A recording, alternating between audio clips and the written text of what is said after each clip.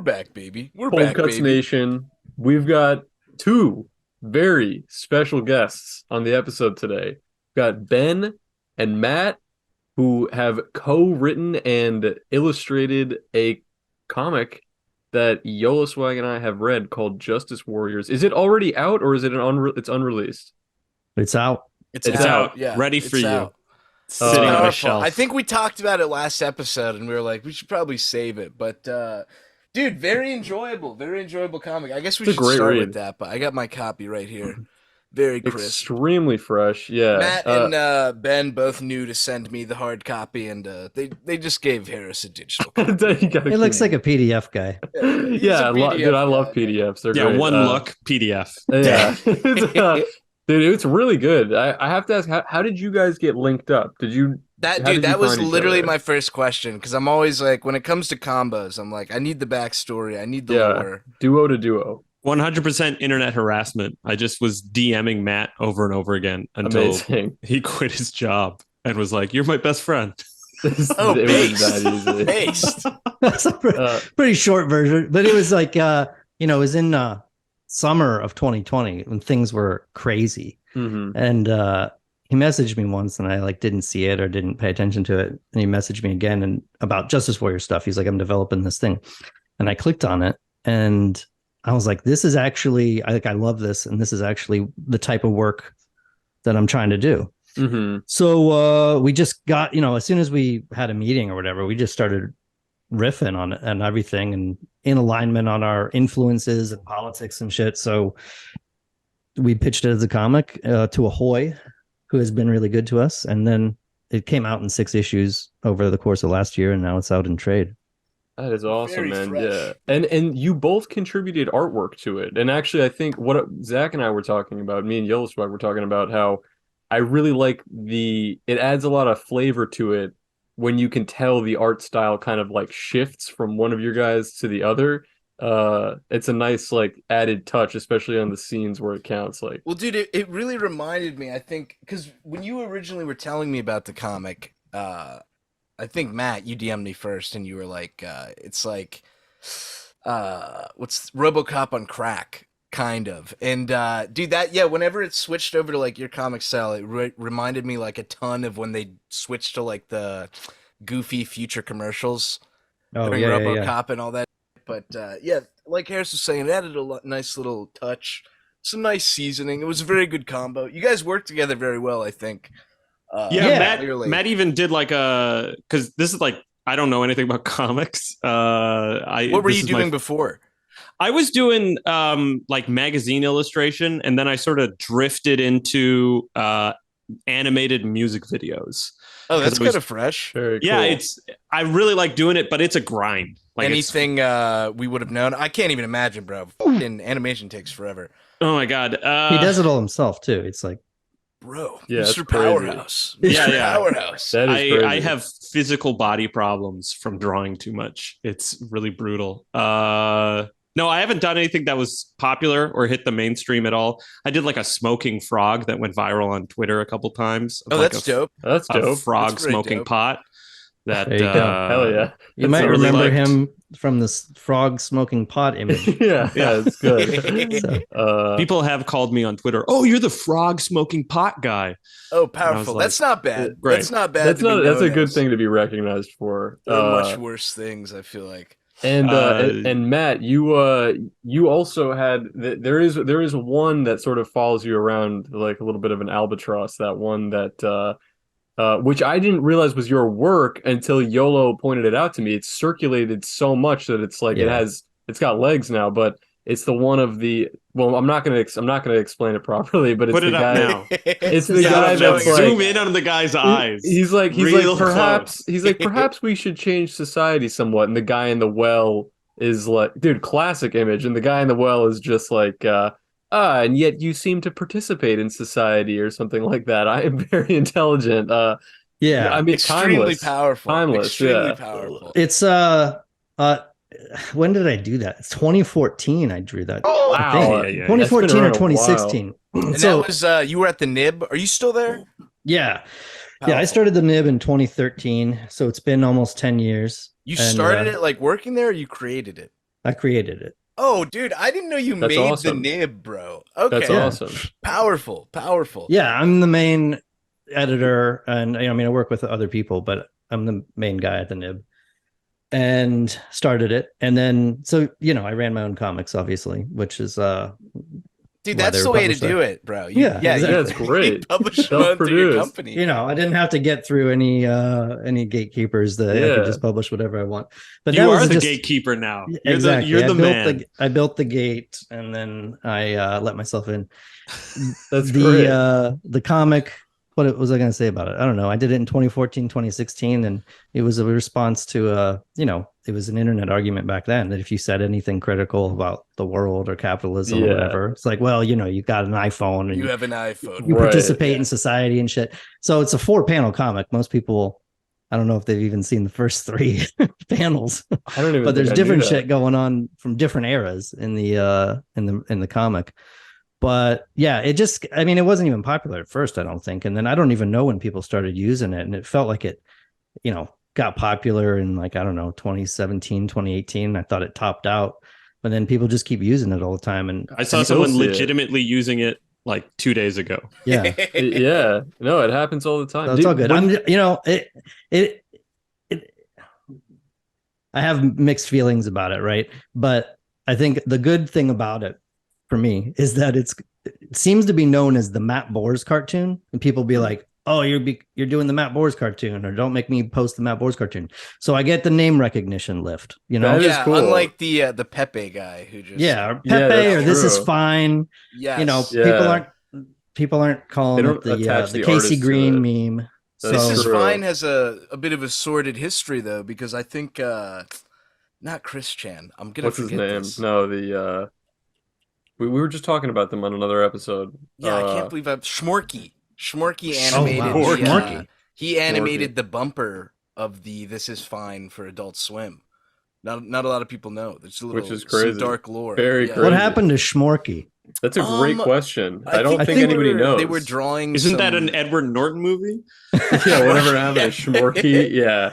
Dude, I think they were drawing some like assorted CP type stuff, and there were some grooming allegations, I think. But yeah, they They pretty didn't much turn out too well. disappeared. Yeah, I'm pretty sure Yeah. there's no trace of them post like 2017 or 18 or something. They kind of They're Yeah, House of I- Decline now.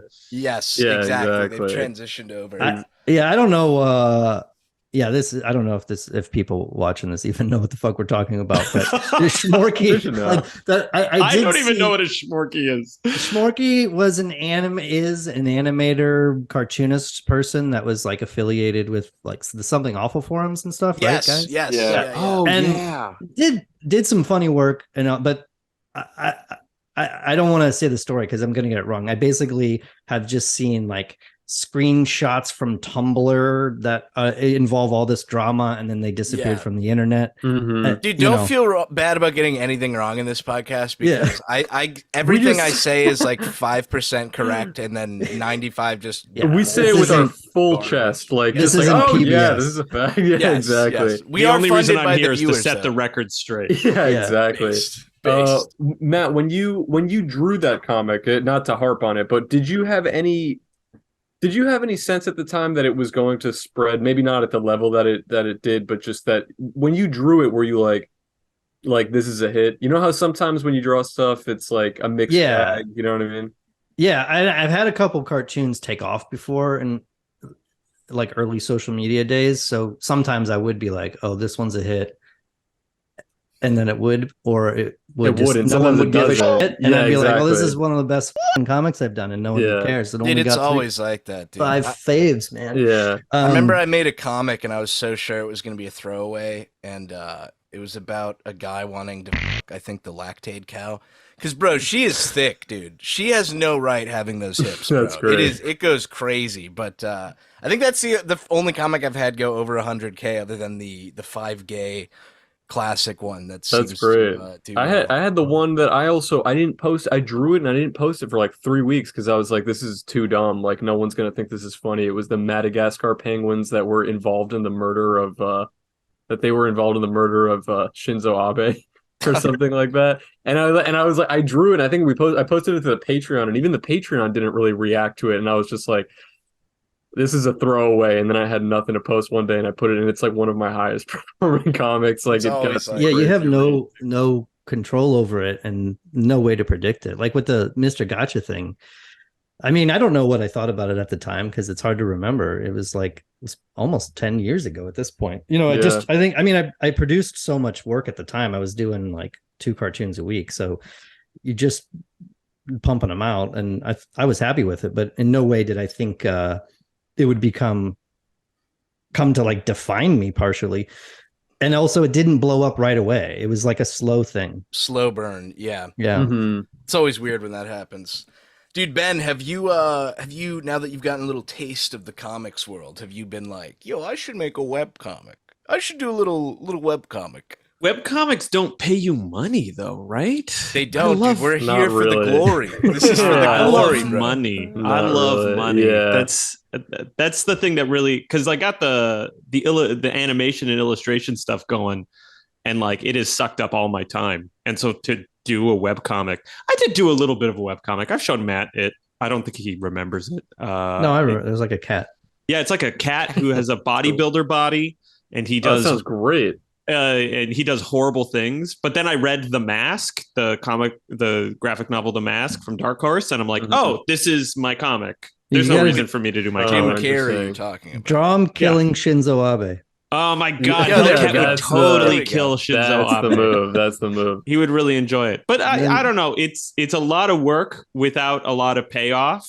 And I'm always You gotta do always it for chasing. the glory, baby. That is I'm true. chasing the yeah. bag, but you gotta do it for Appreciate the that. glory, bro. It's for the clout. For the Dude, have internet you clout. considered a little Justice Warriors animation or cartoon? I feel like that would be pretty Oh. dope. It started as basically a pitch for an animated show, and Oh, I Very worked. cool. So I've been working on Justice Warriors for like, this is lore right now, for like 10 years. Oh, This wow. has been something Nice. that's been working its way through sketchbooks and just background radiation of my life for like a decade. And then I had pitched it basically to every network that I could get an appointment with, a meeting with, Mhm. and it just went nowhere. Because like I'm a fucking nobody. I'm like I'm a failed illustrator in Montreal. You're the guy who drew that frog I saw. Yeah, I did the frog. Yeah, half that's frog too. smoking pot. Did they Uh, try to give you any critiques that you were like, yo, these people they have no idea what they're talking about? The thing is, I've like bounced around with like illustration and corporate, like bouncing off of corporations and corporate people enough that like you can hear the good ideas in their stupid idea. So like an executive from Warner Brothers said it needs a strong female character because before the chief wasn't a giant like 8-foot cyborg with extendo arms with Inspector Gadget's body. Mhm. She was just only appearing on screens, and I was like, okay, that's like legit. That's a good note, and I took it. But people didn't really get it because it is insane. It is an insane comic. It's an insane thing, and to try to like present to people what it would be, you just end up rambling like a fucking schizophrenic in a meeting. And you're like, Well, there's this guy, and he's got a big nose. Yeah, and you do a it can great come job. off. Yeah, you And- do a great job attaching it to the real world, and especially like it's interesting that you've had the idea for 10 years because it feels very now, like very, like a lot of the references Current. and like very current, like especially with like the current state. I mean, it feels like the current state, but it has been about 10 years, right? Of just like online discourse and the weight of what people say online and what that counts for and how that plays into your story in its own way is like, it's great. I think it still feels grounded, as insane as it is. It's a good story. Yeah, I mean, the story itself was written with me and Ben in the last Mhm. 2 years, but Ben sort of presented me with this universe, and social media was a huge part of it from the beginning. And the police chief is like, mostly a cyborg who is totally obsessed with her menchies and her haters online, and Right. basically everyone in the entire story is fully online, and it creates hysteria in society constantly. Well, Yeah. there was even like a that was like an NFT illusion with the when you're talking about the big nose guy, you're talking about the mayor. Yeah, the Prince. Where yeah. he's like trying to sell his or like resell his records that didn't sell. Dude, the how thing much is, that's literally like central bank policy. That's how treasury bonds work. See, I figured there was something there based in realism that I was just too low IQ to pick up on, but dude, was him and his clique an allusion to JoJo's Bizarre Adventure?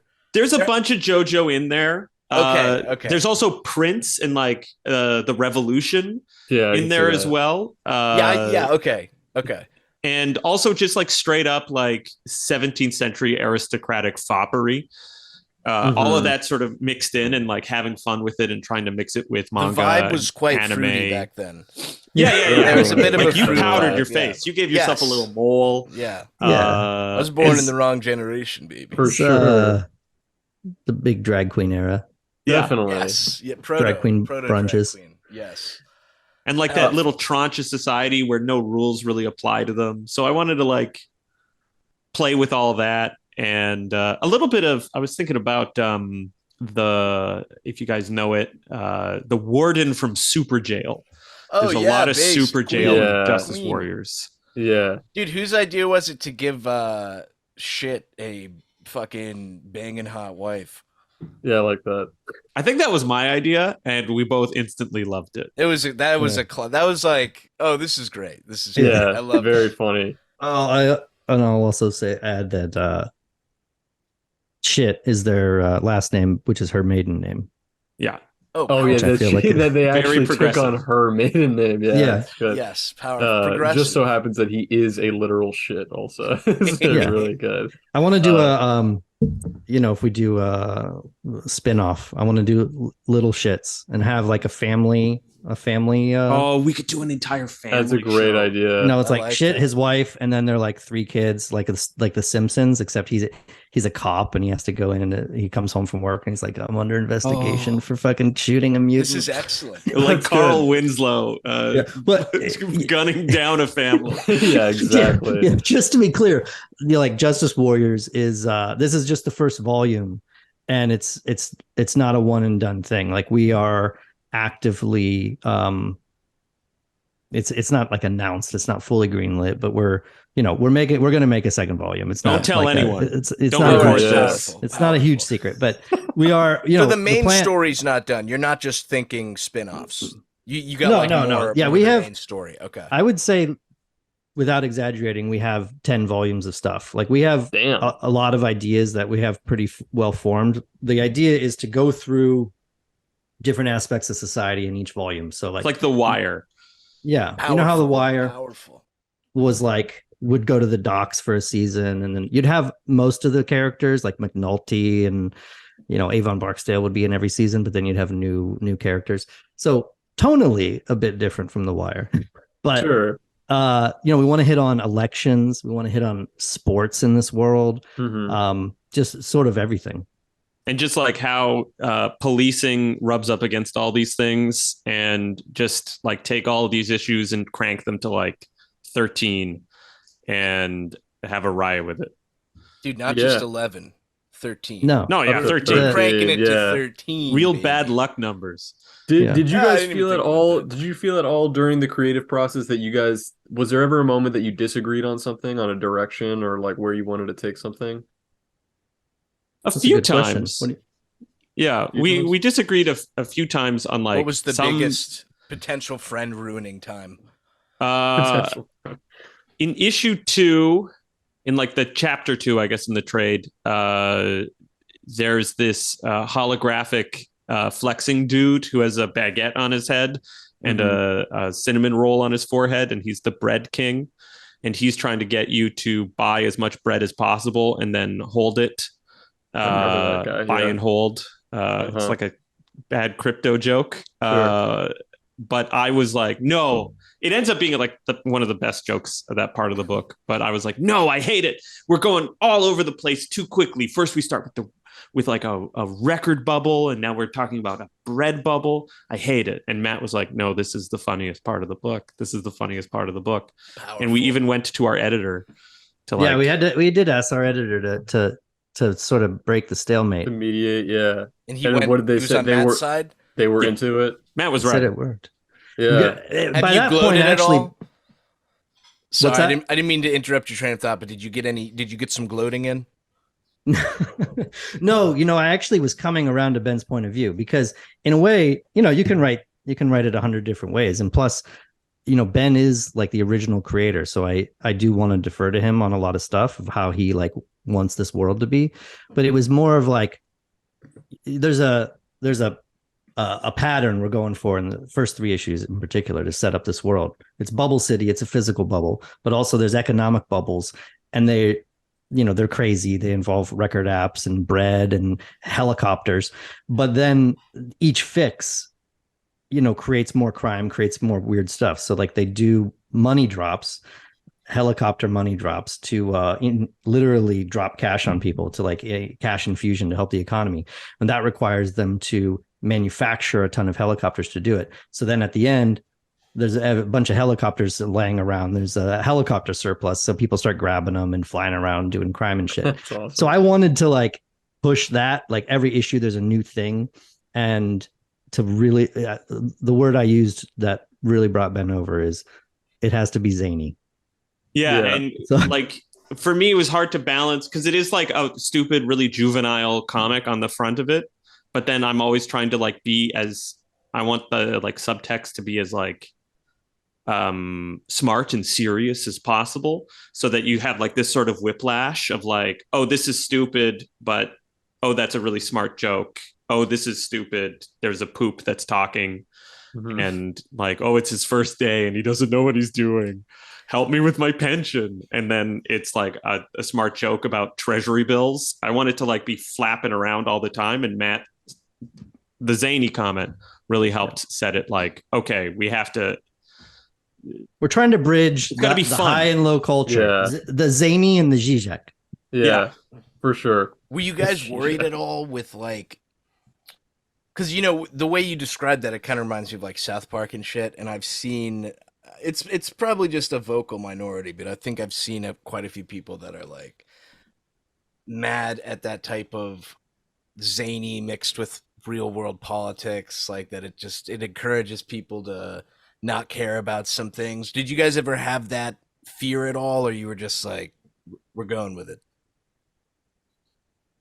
I had it. I think we didn't know how this was going to be received. Uh-huh.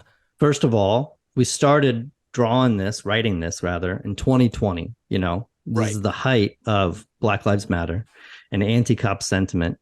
And you don't know how something like this is going to be received. It is, I don't know what's the word. It's it's irreverent. It's not trying to do something that is essentially from the point of view that we have. I mean, you're following cops as the protagonists, Right. Even though it's highly political and our points are, I would say, fairly obvious. We still really wanted to avoid having characters, explain the point, or people that were like good moral actors looking at the camera and saying, I'm the exact type of communist that you are. Yes. But that stuff ages so poorly too. Yeah. Like look at Robo-Cop. Like Robo-Cop has perfect politics like 40 years later because they don't spend a bunch of time talking about, oh, this is the perfect point of view to like respond to Reagan. No, they like take Reagan to the fucking limit.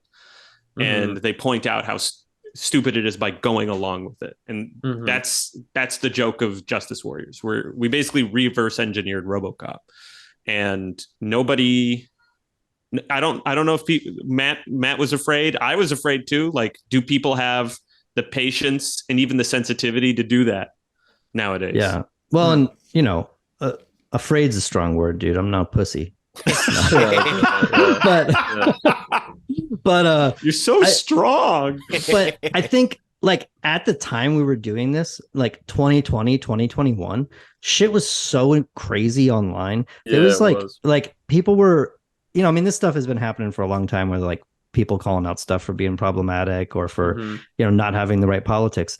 But I think everybody being, on COVID anxiety in like 2020 and 2021 made shit even crazier.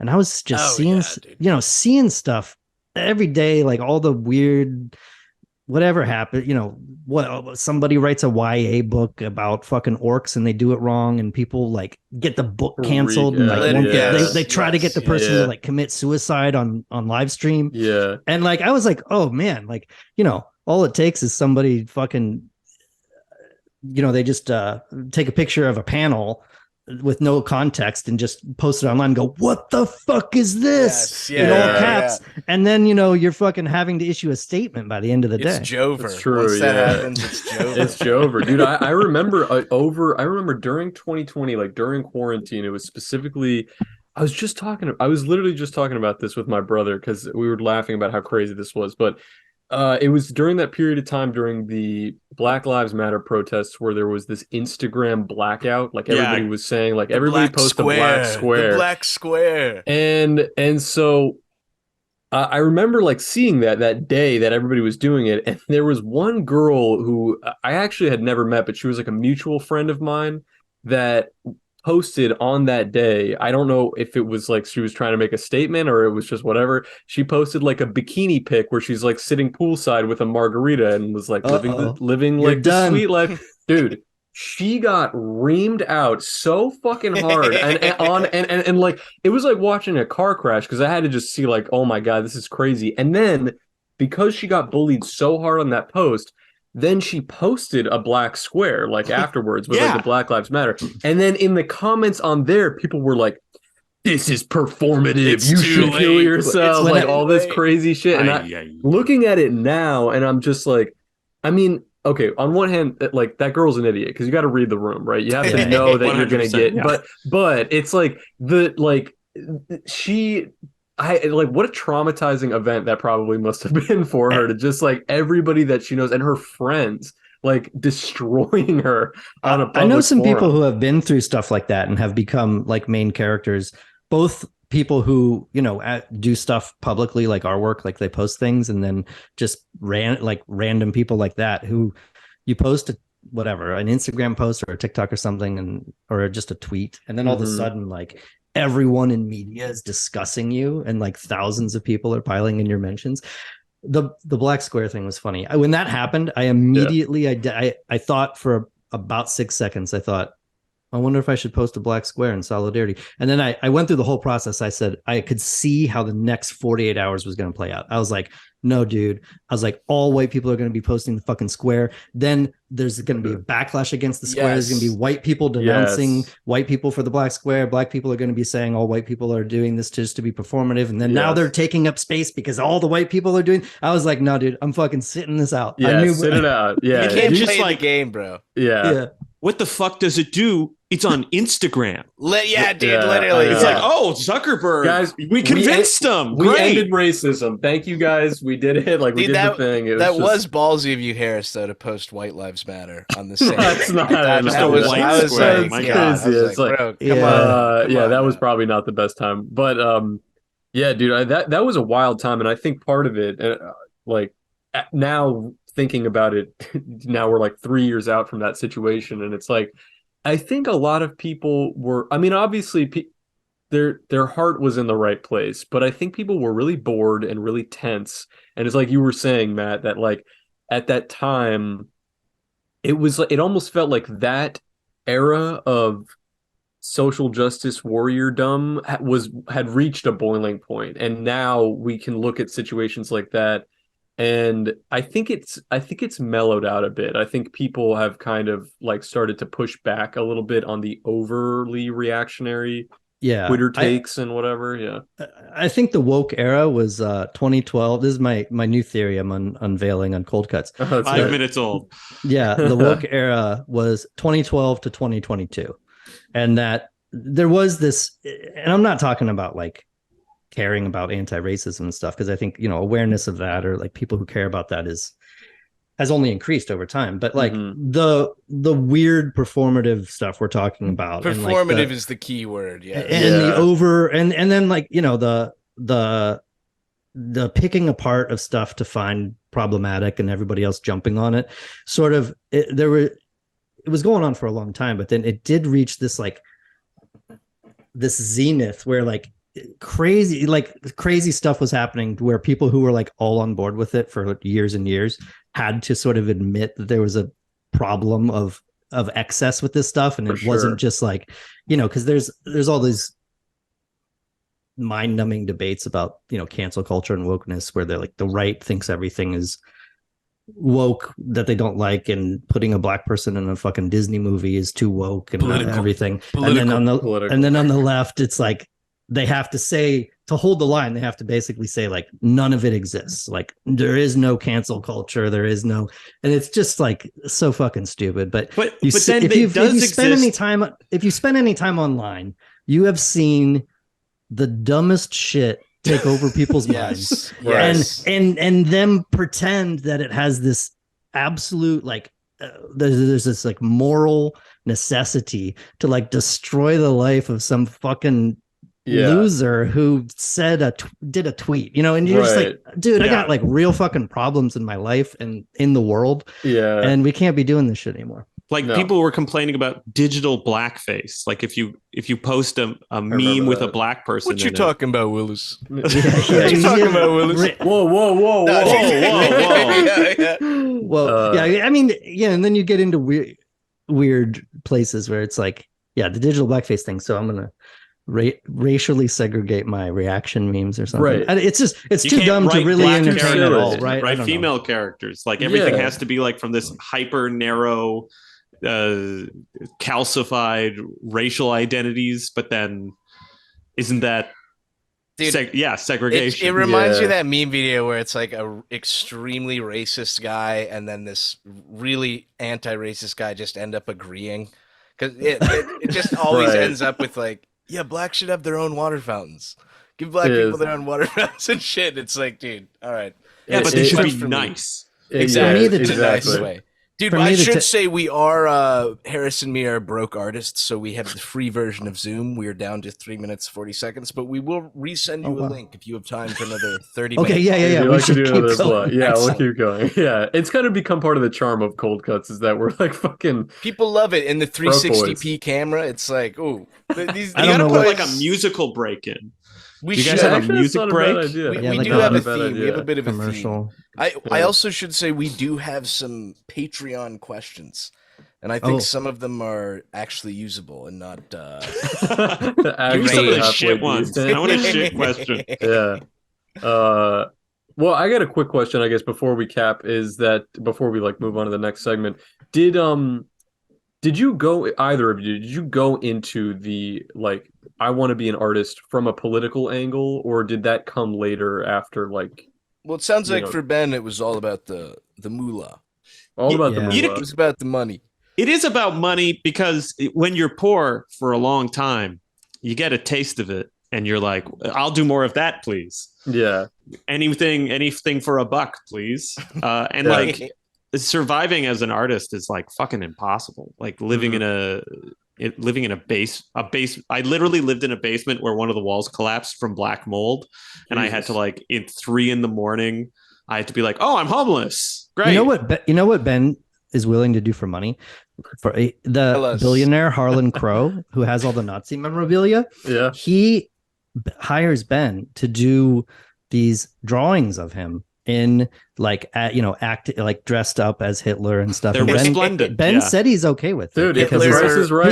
He says, oh, I need money. You can't moralize to me as a leftist. I can draw Nazis if I want. Man. Dude, I can say you can improve society somewhat, and you're over here in a fucking well. I heard about the Hitler buying Wonder Bread fetish drawings that you've been getting done. Oh, that's a little wild. It's a little wild. I'm very proud of their voluptuous eroticism. Yes, exactly. What about you, Matt? Well, I always wanted to be a comic artist from a super young age, and I was read comics my whole life, X-Men, Spawn, all that shit. I loved it.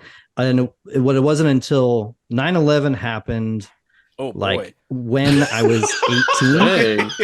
Pivotal moment. Yeah, it's to say the least. And then I was radicalized by all the shit that was happening in the country, and basically started doing political cartoons in the lead up to the Iraq War. And then it just ended up having a career from it. And I quit in 2021 after 18 years because various reasons. I got sick of it, but the short answer is that I've always wanted to do longer form stuff and genre comics, and I didn't want to do political cartoons for the rest of my life because you're just over it. It's terrible. Yeah, no, I get it. We're about to get cut off, but to sum Matt up, he's grateful that 9/11 happened. Yes, yeah, definitely. That is his viewpoint. I do want to keep talking about political comics when we move into the next thing, because we have our own opinions on like political comic web artists, which I think we probably will have some hater mode opinions on. We might go a little hater mode. All right. We'll be right back. You have a joke to wind us out with, Harris? Yeah, sure. I got a joke. So there's a man. Holy shit. That is crazy what you said about the Sudanese people. That's messed up. I can't believe it. We were just having a very good conversation about just the animation industry and its current state, and how dismal it is, but how important it is for artists to collaborate and kind of pick each other up. Because actually, go ahead. Another big part of it is that animators need to fucking unionize. Yeah, that's because true. there is no animation union. People get like ground up by these studios, and because there's so like all of these colleges and all these schools just output these like cogs. Everyone is trained to like a very narrow. I've talked about this on podcasts before. A narrow set of skills, and then they become interchangeable within these production pipelines for these ultra simplified cartoons. Like, we don't make fucking Japanese animation in North America for a reason, because everything is simplified and streamlined so that no talent is, not that they're not talented people, but that no one is so important that they cannot be replaced. Yeah. Whereas in the Japanese system, you got fucking talent at the top, and they get to make real asks and real decisions because you can't replace some of these people because they're just so fucking good.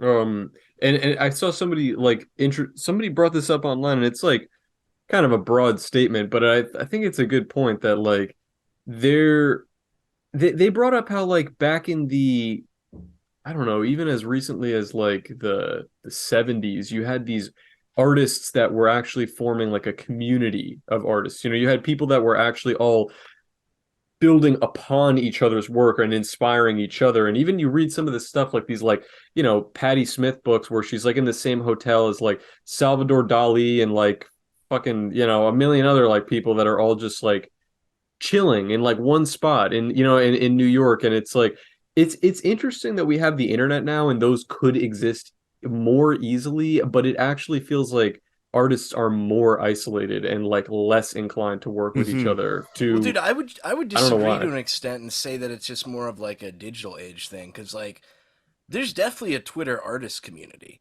You know what I mean? There's definitely, I think we're even in some sort of group chat with like people I would consider are like, they're the Twitter artist club. You know what I mean? They're the webcomic people. I'm gonna blow your mind. You're currently on a Zoom call.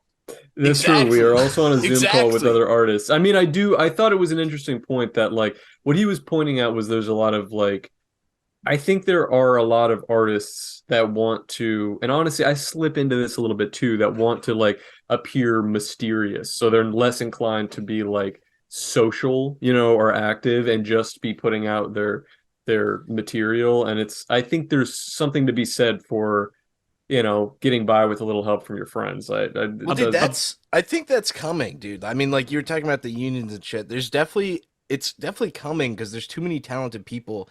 I mean, you see it with success of there's two of them. There's Has Been Hotel, and what's the other one? What's that? I totally forget. It's like Has Been Hotel and then some other show, but this chick pretty much self-produced them herself with their own team, and then A24 picked them up. Like animation? Yeah, it's like an adult animated comedy, but I really think that shit's coming, and like I think it would have been here sooner because John, you guys know that Ren and Stimpy guy, John, John, yeah. His whole thing was like, dude, we're animating in-house. Every frame is going to be unique. We're going to make animation for animators. Like, we'll make animators love it. But then, of course, I think he shit the bed. DMing like 15-year-olds and all this shit. So it's like, I think the movement got stilted. Hank, like, we had a good thing. Don't do it. I think another part of it is that so much of art is you're encouraged to and I'm deeply guilty of this too. You're so encouraged to like develop your individual voice, but you can't fucking do that if you're going to make a giant thing that works together. Like if because an animation studio is a symphony orchestra, it's not like a pickup jam band. Yeah. Like every single person has to be incredibly practiced at their little thing that they do and almost disappear into the background of this machine.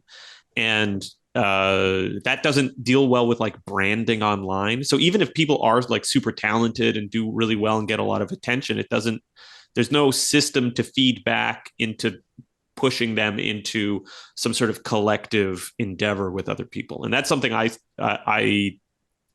can't square that circle. I don't understand the solution to it, but I know that the solution is fundamentally to get people working together and making art together and making decisions together, which I would love to run a studio that way. It's a plan. For sure. And I mean, Matt, I didn't realize either that you founded the Nib, but I'm sure you had that in mind as well. Like what did the first year look like for you when you first set that up? Like, did you have some artists that you knew you wanted to reach out to immediately to kind of like bring in under your wing there? Yeah. So, I throughout my 20s, really, I mean, I was obsessed with publications and I wanted to do a comics publication that was like on par with, any magazine, promoting nonfiction comics and political cartoons. So, shit that's about politics and about the world and all that. And I sort of, at that point in time, political cartoons were just, there was nothing going on, right? Like the story was constantly how there's no more jobs, like editorial cartooning is dying. So I was like a young guy at the time and I had a lot of beef with like old school editorial cartooning and I hated that shit and I'd always rag on those guys. So like my school of cartooning was influenced by like Ruben Balling and Tom Tomorrow and that, like the alt weekly style stuff. So basically I wanted to bring all these disparate cartoonists together under an umbrella of a publication, and was lucky enough to do it at Medium, which was the website at the time. It still exists, but it was at the time it had just launched. It was like Ev Williams from Twitter, who's like a billionaire, founded this like blogging platform, and I knew that they were looking for publications specifically with, they wanted to get traffic, and through an editor I knew, like somebody put me in touch and I pitched them on this comics publication. I was like, I will bet you that I will blow away any publication that you guys have running, readership wise. And we pretty much did. And so it led to, I was a freelancer for them, but I convinced them to hire me and to like really develop the Nib. And then of course, 2 years later, out of the blue, after like a week of business meetings talking about what we were going to do next, it was just like, we're pivoting. And Ev decided on different stuff, and like everyone's being laid off. And but I was smart enough to buy the Nib domain before I signed my work contract, and paid for the design of the logo out of my own pocket. And I had all this documentation that basically said that I owned the Nib because I never signed anything about it. So I was like, they didn't lay me off in a weird way. It was sort of a long story, but they wanted me to stay on and do weird stuff that I didn't want to do. So then I took it with me and went independent for a while, then hooked up with another media company that was well-funded, and we did animation. That was sweet. And then they pivoted eventually and got rid of us. And then now we were just fully independent. Wow.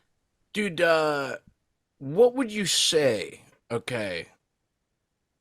to the statement? I feel like I'm going to sound like a evil jerk, but what would you say to the statement that, because I've seen a few Nib cartoons where, and I don't know if they were necessarily yours, but I've definitely seen some where they fall into the category. Mine. They weren't yours. They definitely weren't yours. That was the other guy, yeah. Mine are all good. Yeah, that was the other guy. Every other one I saw was amazing. But how would you feel about if someone said sometimes they fall into the category where it seems like the joke comes last as opposed to whatever message you're trying to send out?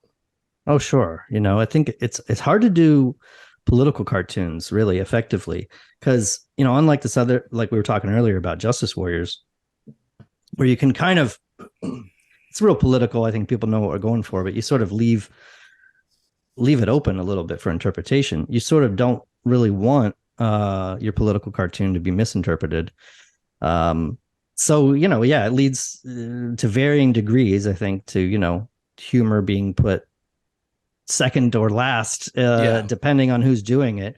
And, you know, I run like a broad swath of stuff, from the types of stuff we run, from like satire to like personal memoir about really serious shit, and styles of cartooning, and to also like the politics basically being like liberal to left to like radical left. So, you know, it's the kind of criticism that I get, you know, that I would get from readers all the time, or people on Twitter. It's like, if you run something that's fucking lib cringe, then, you know, leftists, like online leftists hate it. And then if we run something that's like just like ferocious, like attack dog shit on Biden, like you get liberals that are like, are you trying to fucking lose the election? Like you're helping Trump win. I mean, cartoon will undermine our point. I mean, that's the dynamic that I basically faced my entire career, is like, depending on what I would do in any given week, having like one of those you know, schools mad at me because the cartoon wasn't a statement about every single thought that I have about a certain issue or something. I also think you get, with political cartoons, you get rewarded. There's like a big rush of serotonin, and then also like material, like money rewards that come along with like just telling people what they want to fucking hear. Money tunnels through. Money is like a spiritual force that makes people do shit. Man. It's true. No, I get that. I think it's dangerous though. I would never recommend someone, and that's not just a money thing, but I feel like that falls into a little bit of the grifting territory, where it's like, what comes first, the grift or the grifter? Like, exactly. There is like, this is my serious point, is that, you know, you make like imagine Ben Garrison, right? Like put yourself into Ben Garrison, in his body. And like, he makes like a crazy cartoon because he's really angry one day, and then it gets all of this attention and all these rewards keep coming in. You're just going to make the same shit that's going to like set off that light in other people's brains over and over and over again. Like, there is a feedback There's loop. a difference. People don't want to be challenged. They want to be told what they want to hear. Yeah. There's a difference in grifting, though. Sorry, Harris, as I cut you off for the 1,000th time. Someone like Ben Garrison, to me, it's not grifting, because it's like, he believes and stands by this comic. But then you have a grifter like Steven Crowder, where it's like, dude, you're fucking Canadian and you're talking about our politics. You're fucking Canadian and you're acting like that. Like, dude, come on, get a job, bro. I believe that Ben Garrison is sincere in his work, which is actually why I'm, in a way, a fan of Ben Garrison, because I actually really like. People don't realize his wife is crazier. Have you seen her comics? No, Tina Toons. His are like cutesy, like, you know, hey, compared to hers, they might be bad. Hers are like kill all black people. Like, hers go so way hard, overboard. Dude. But it's like, there at a point, it's like you have to admire that you can, one, recognize a Ben Garrison cartoon from a mile away. And I mean, that is, and that didn't just come up overnight, I think he honed that blade to get that like Ben Garrison style that is like so immediately recognizable. And it's so over the top. And on one hand, I want to say he knows what he's doing, but I think he also genuinely loves his own work. And this is just a side note, but early on when we started this podcast, before we ever had a guest on, I was like, well, there's a webcomic podcast. Why don't I try contacting Ben Garrison to see if he'll come on? And I've made mention of this before, but it's just too funny. But I went to his website, which is just like bengarrison.com or whatever, and there's just a contact me page, which is literally like ben@garrison.org. And I just was like, hey, Ben, like, I just started a podcast with my friend. Love your work. We'd love to have you on, basically. Assuming that it would just be sent into the void and he gets emails all the time. Dude, The guy emailed me back, I want to say in like 18 hours, and was just like, sure, I'd love to talk shop with you. Like, just let me know a day. And I think I was so overcome with just like we had never had a guest on before, and I was like, this is a huge fucking like is an insane pull. And I was like, I'm not sure if we're even equipped to properly interview Ben Garrison at this point. Like, you didn't write, you dropped the ball. Well, Dude, didn't we I send think him some of our you cartoons? duped us. I I want to listen to this. No, I know. I sent him an email. I sent him an email back that was basically like, dude, thanks for responding. Here is our work. Like, basically, this was where I dropped the ball. No, it was never. me. Yeah. It was me, Never. and it was not just me. Sabotage. It was not just us two. It was me, Zach, and House of Decline at this time. We're all going to be the ones interviewing him. And I think he just took one look at our work and was just like, no. Like, I'm not gonna do that. I think we should. I should have just been like, all right, let's hop Here's on. the at this link. Time. You should have just said, "Here's the link," and there was him on hit record Yeah. as soon as possible. There was an element of self-sabotage there, because I think in the back of my mind I was afraid that we were just going to get owned so hard in that interview. And the thing is that, sir, I actually don't believe in that Jews control the world and that blacks should be, and he would just roll over you with facts. If he brought Tina on, I wouldn't know what to say, bro. I'd be quaking. If he brought Tina on, I would have been like, dude, I would have turned to Zach and been like, we are Please fucked, don't hurt man. What year is this? Is this COVID era? I think it was this year. We've only been doing this podcast for about a year, but so I think this COVID was like, existed. I'm just COVID. Yeah, it was. I think come on, time period. Garrison. Well, why don't you explain explain to me how the vaccines work, huh?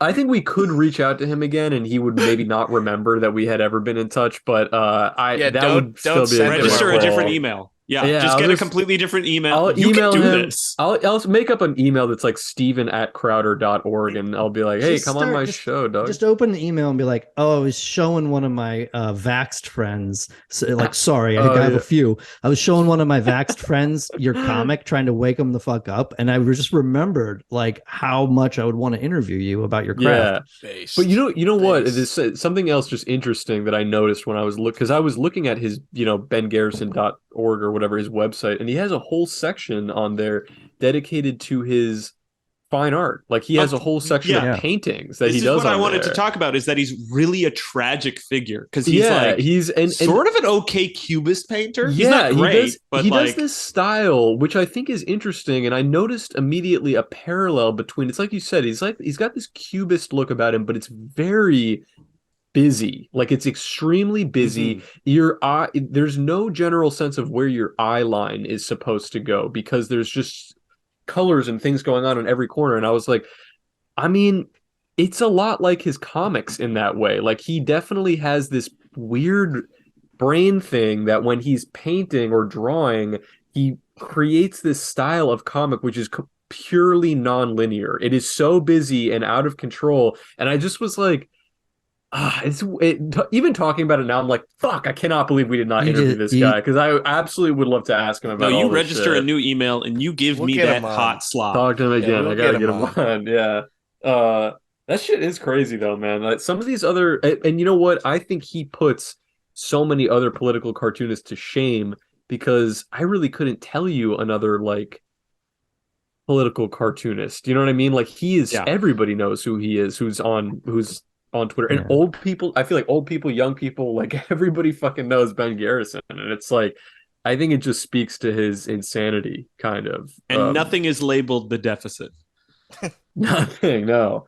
Yeah, but I don't think so. There, you said you don't know other political cartoonists or conservative ones. Unfortunately, I paid attention to this field for a long time, and there aren't as many conservatives. It's mostly liberals, but there's guys like Michael Ramirez. I don't know if you're familiar with his work, but it's like Stalker. No, that's Richard Ramirez. He just does he does the quintessential editorial cartoon that's like a ship sinking and it's debt, and then every time there's a hurricane in the news, it's like, actually the hurricane, it's Biden's debt. And he does it so much for so many years. I did a couple parody cartoons where it was like I did one where it was like he's at the zoo with his kid, and then somebody mentions the 800-pound gorilla that they have, and so he like hops over the thing and he's like being dragged away by the police, and he has the security guards, and he's written debt on the gorilla. Yeah. He just like I did a couple of those where he's just like compelled. He's standing on the sidewalk and a car crash happens, and he runs over to the car and writes like the deficit on it. That's great. That's good. The labeling thing is just too fucking funny in like political cartoons. It's so good. I guess the point I was getting at there was that, you know, those guys, some of them still have decent paying jobs, good old newspaper jobs, but in the Trump era, the last 10 years even, I mean, they're not good at social media. They're not getting play online. Like Garrison is probably the most viewed political cartoonist of the Trump era. You know, I can see that. Yeah. And it's just so like ripe for parody and remixing. Like I think the first Ben Garrison cartoons that I saw were all ones that like something was labeled "cum" instead of like like something else, and I would be like, what is this guy like? What is wrong not with this guy? What is this? And then you know, back in the day, meaning I think like 2014, we published on the Nib a long form nonfiction comic about Ben Garrison that was called something like Ben Garrison, the internet's most trolled cartoonist.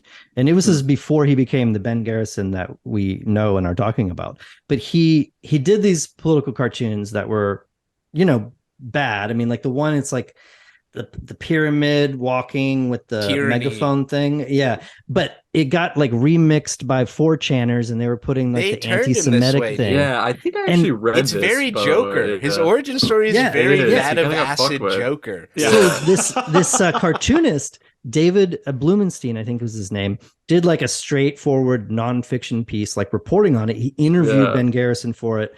He talked about like, because he used to go to war with these trolls, and he was kind of like an out of touch boomer who would like overreact to the internet fucking with him. Yeah. And then I don't know exactly what happened, but I just imagine kind of being a, you know, mediocre, unsuccessful artist in up into your 40s or 50s or whatever he was at the time.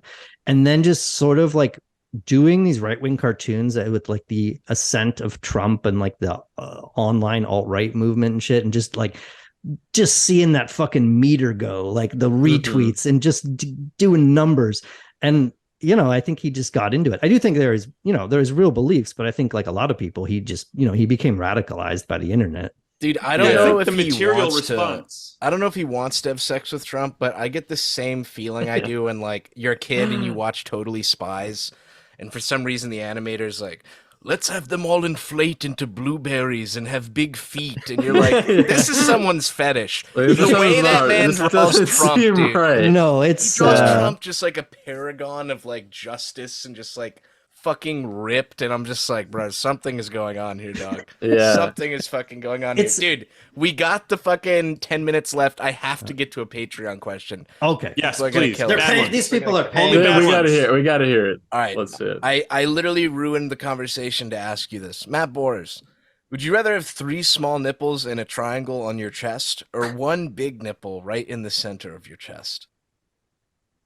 I think 3, because the other 2 are in the normal place. Yes. Yeah, chop the other one off. 3 for sure. And then it's just kind of interesting. Chicks would dig it. Yeah, that's what I think one. For sure. You take your shirt off. I think it's like it's too strange. People are like, no, fuck that. Like you lied to you didn't disclose that. Yeah. And then 3 nipples. It's kind of like, oh, that's cool. Like it's like a bonus. Yeah, it's like it's like I'm like the chick from Total Recall, except I'm a guy, so it's not as cool. Yes, we have a 2 nipple minimum here, folks. Yeah. Are you on the same line of thinking, Ben? Or are you like, which nipple would get me more money? Which one could I show off and get more moolah, baby? 1 nipple in the middle. It's a large nipple in the middle. You feeling that? All right. A big round one, like a big round one. Yeah, I think a big round one. If you're talking about money, more people are gonna pay to see a big round one, for than sure. 3 little ones. Like so, 3 nipples. I've seen a 3 nipple guy before in real life, and it was like you gotta really underwhelming. Yeah, people don't realize, young people don't realize, you gotta lean into your quirks early on. That's how you fucking. Oh. That's like how that you get the Giving Ben's away like, the white boy secrets, please. Ben was like, I've already seen a 3-nipple guy. Exactly. What the fuck? Exactly. Dude, all right, this hit us is a with another great question. I'm Yeah, so let's hear it. curious about. Is there any Matt Boers porn floating out there? Not of you, but like in character, Of your in your art? character styles. Oh God, not that I'm aware of. You've never drawn like a sexy. Oh, Matt you mean Boers? stuff that I've drawn? Yeah, No, yeah. No, there's only some stuff I did like trying to remember because I found this drawing when I was like cleaning my office recently. It must have been for some I used to do a ton of alt weekly illustrations, like just a insane amount. For like the Daily Stormer and stuff. Exactly. You know, Miami New Times or whatever. But I came across this pile of drawings. It had to be for some sort of like sex toy guide or something that like whatever the Seattle Stranger did in like 2009 or something. And it was like people with gigantic butt plugs coming out of their ass and stuff. So that was fun to draw. But Where no, can I've we never find really. Where can I find this? I don't know. I don't know. Just Google Matt Boer's butt plug, and it's near the bottom. I posted a picture of it on Twitter, like it was probably sometime during the pandemic, and I was just like, came across this.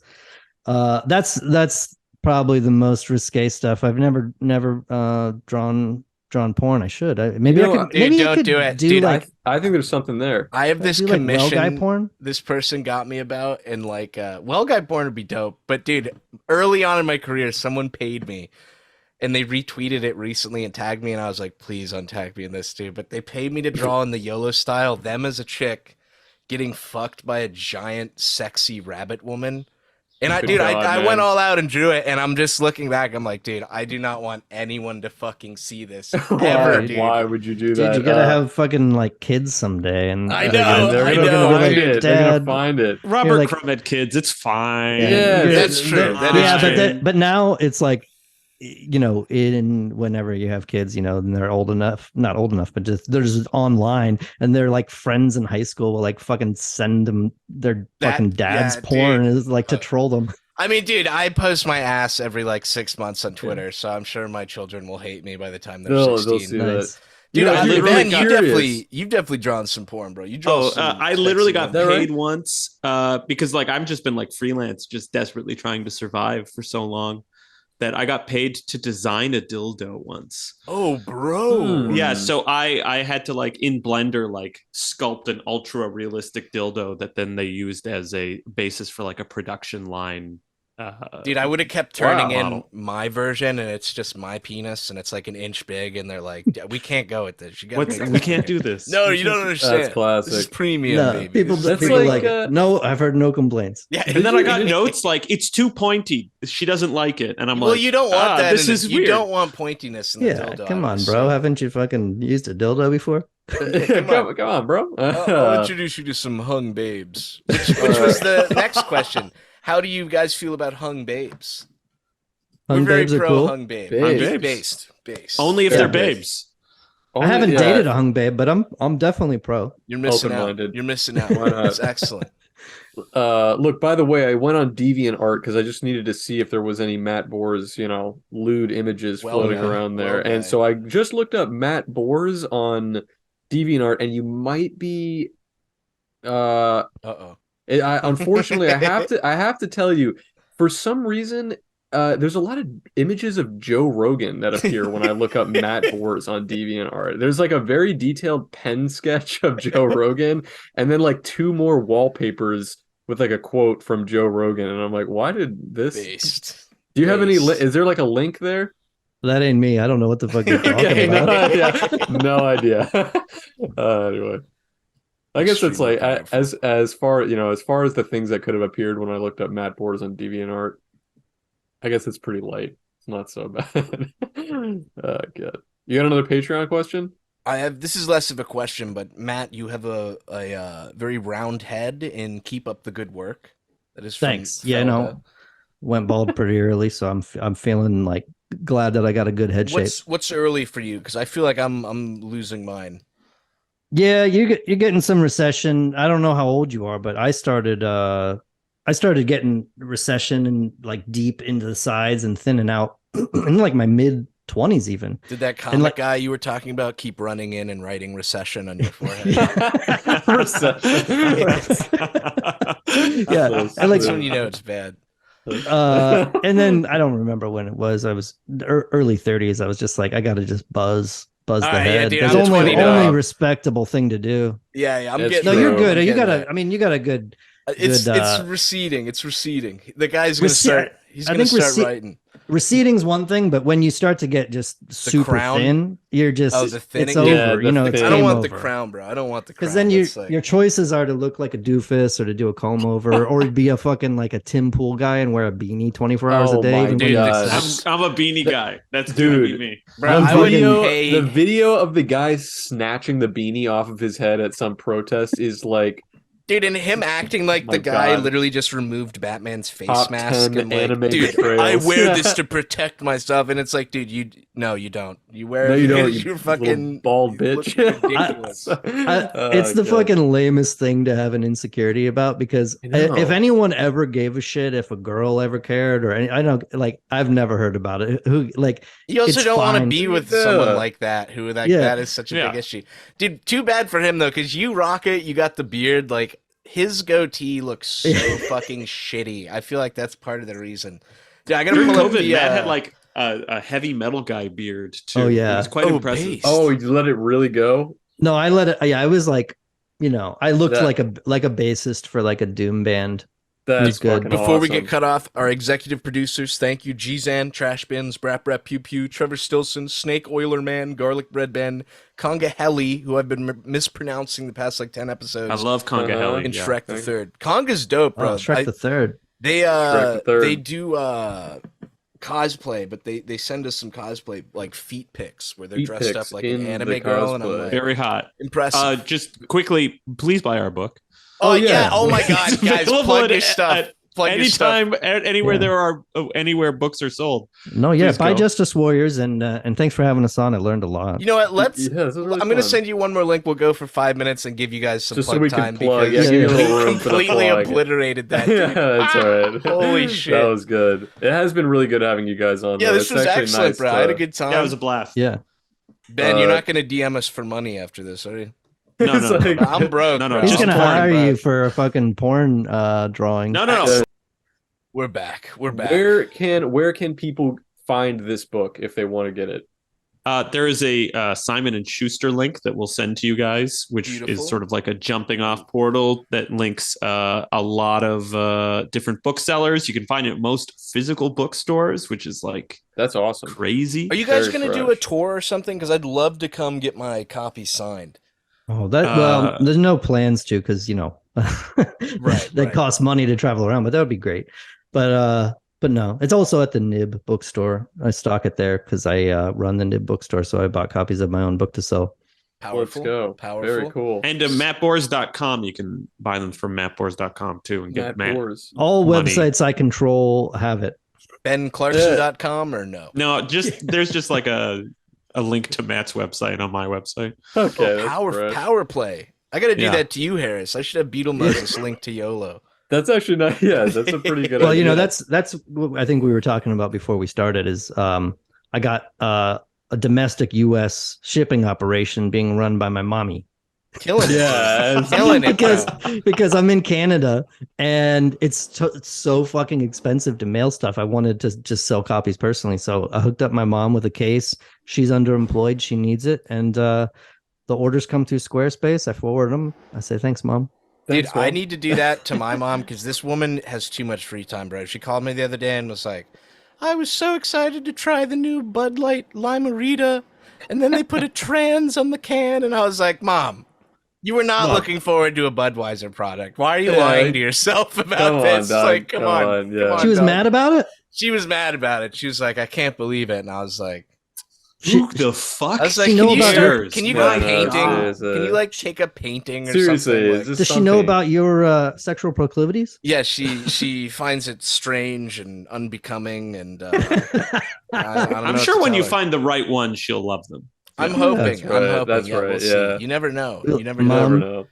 she's super hung, Mom. She's super Yeah, hung. you don't Mom. get it, She's Mom. super hung. She says I attract them because I'm so zany, and I said, I Well, guess. I think she might be guess. right. She could be right. What do you think it is?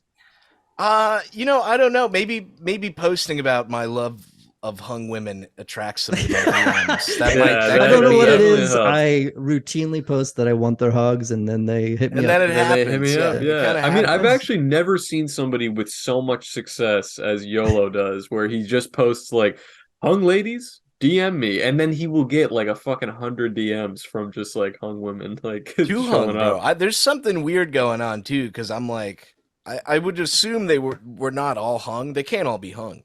They're all hung, bro. I don't know Yeah. what's going on. Is your dude. focus They're all on hung. like just the hungness, or is it the hungness in relationship to the tits as well? To the babe. Usually, I don't even Clarkson. focus on the hungness because it's like I don't even know what to do with all that Yeah, meat, bro. all that I feel hug. like Yeah. I'm Rocky and I'm like fucking Yeah, training on their exactly. balls. I'm like, I don't know what else to do with it, but I don't know. To me, it's almost like a status symbol a little bit. You know, rappers always have like these chicks with giant asses. That's the vibe I'm bringing. I want if we ever Yeah. drop an album, I just want a chick's like 9-foot hog right here. Maybe it's like resting on my shoulder a little bit. I don't know. Yeah, it's And then- It's a good. status symbol to me, baby. I'm about Like it. a I'm about it. yeah, that's good. There are Like, what- websites where you can hire these like hip hop women, and it's all the Yeah. same women over and over and over again in all the The videos rap too. videos. Yeah. The rap videos, all of those are just professional rap Well, dude, video what's her name models. used to be one because she was in Eminem's music video. Trisha Paytas. Oh yeah, I don't know Oh, if you guys really? remember, That but is- she actually plays Christina Aguilera in one of those videos, and she's like But eating a she's hamburger.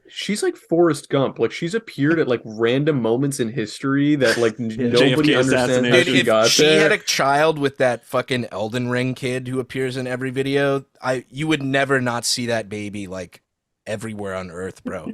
Yeah, dude, insanity. it's in the call now. Uh, Oh, and where can people find you on socials? What are your socials? I'm Matt Bors, pretty much everywhere. Pretty much Facebook, everywhere. Instagram, all that shit. Twitter. Easy And then enough. I'm mostly just on Twitter at Ben Clarkson, and then on Instagram I'm Ben Clarkson 1,000,000. Powerful. Hell yeah, very Powerful. powerful. The To numbers, not close- the words. To close, I will ask because I had this question too, and one of the patrons asked it. Do you guys? Or I guess this is for Matt. You are a YOLO swag consumer. I haven't consumed any swag. I just followed you on Twitter because I saw, someone retweeted your stuff and I Okay. liked it. And then I'm going through it, and it's about hogs and Big. it's All funny kinds of shit. crazy And you shit, and yeah. I started clicking on your guys' links and watching clips of the show, and I was like, these guys seem like they get it. And then when it came Powerful. time to market Justice Warriors, I was like, I gotta hit up this crowd, Yeah, get up in the Dude, This 'cause is a I good was crowd. The joking Cold Cuts with- audience is fresh. The Cold This Cuts is a good audience crowd is to so have. fresh. But I was joking with Harris because I swear you were like, "Yeah, I love the Cold Cuts," and I was like, "The Cold You're like, Cuts." this dude has never I was like, "This watched dude hasn't watched a single fucking episode, bro." But no, it worked out.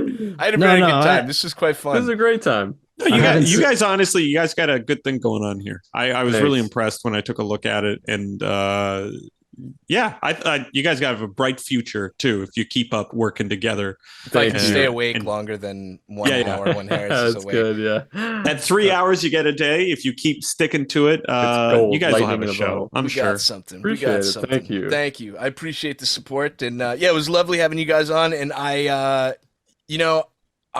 don't. If I didn't actually enjoy the book, I wouldn't say this, but I really did enjoy Justice Warriors. It If you seriously guys is need fresh, to buy yeah. something, if you want something to read, it's quite nice. It's funny. Quite The art nice. is fantastic. Yeah, it's great. It's Yeah, an I think I easy, told it's you an guys easy but read too. when it Yeah. arrived, I left it on the counter, and I didn't even have access to it for like a week. Well, not a week; it was like 3 or 4 days. But my roommate was like in love with it as soon as he picked it up. Would not Sweet. give it back to me, and I was like, "All right." But It's great. it got Yeah, me I you feel guys like got we some get that really cool- reaction from all the people that we want to. Everybody likes it. People haven't said it's trash or called it out and tried to get us canceled for something yet. Like Well, dude, everything, the vibe, it's all like, good.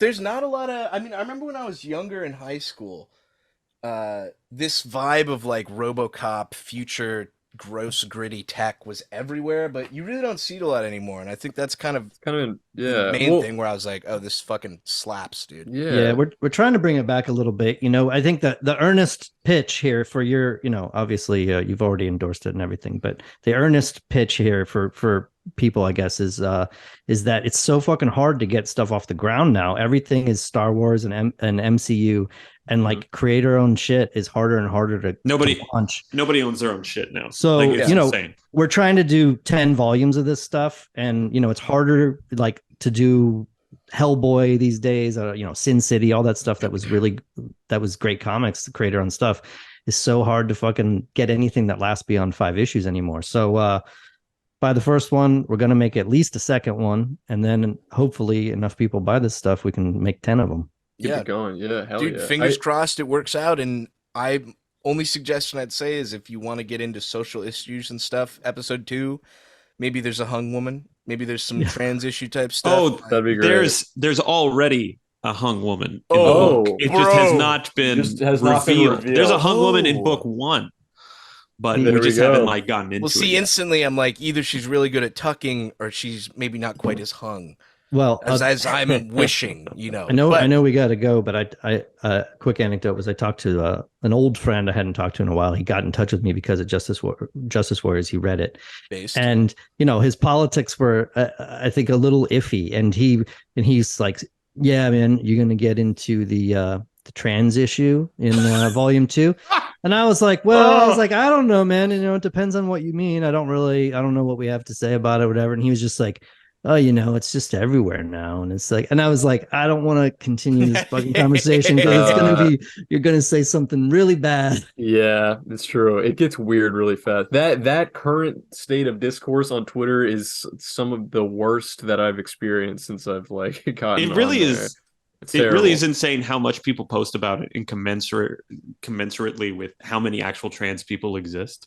Yeah, because you would think that your neighbor, every single person, would transition, but it's like it's insane, the hysteria. I'll say this much: if you think about women's large cocks more than I do, and you're anti-trans. You got a fucking issue, buddy. I'll say that fucking much right now. Take a step back, get a fucking job. Yeah, please get a job. 100%. But anyway, this was lovely. I wish success for you, and I hope maybe we'll have you guys on for the sequel when it drops. Yeah, that'd be great. For sure. Oh, for sure, 100%. All right, buy the book. Buy the book, folks. Love you guys. Kisses. Yeah, much love. Kisses. Much love.